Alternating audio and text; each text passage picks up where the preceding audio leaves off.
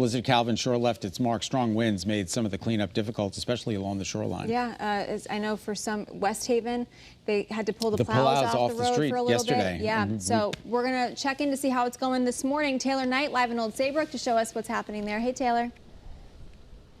Good morning, Kate and Scott. We made it to breezy Old Saybrook finally, and really everywhere we've been today, it's been the same story. The main roads, they're doing good, but these backside roads, not looking good still. This is Barnes Road right along the beach here. This right here, all icy, slushy grossness, just very slippery, really making these already thin side streets here even thinner and harder to get down. We actually tried to go down Walker Avenue in this area, but it really just wasn't safe to park along the side of the road there so we could get out of the car. There just wasn't enough space for cars to get by safely with all of the snow piled on both sides of the street.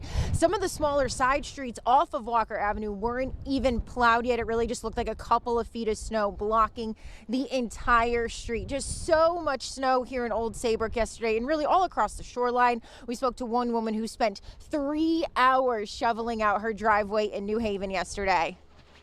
I'm coming tomorrow. It's all full. We have nowhere to put the snow. Are you sick of it? No, I love it. You love the snow? Oh, yeah, because that's the only way we get exercise.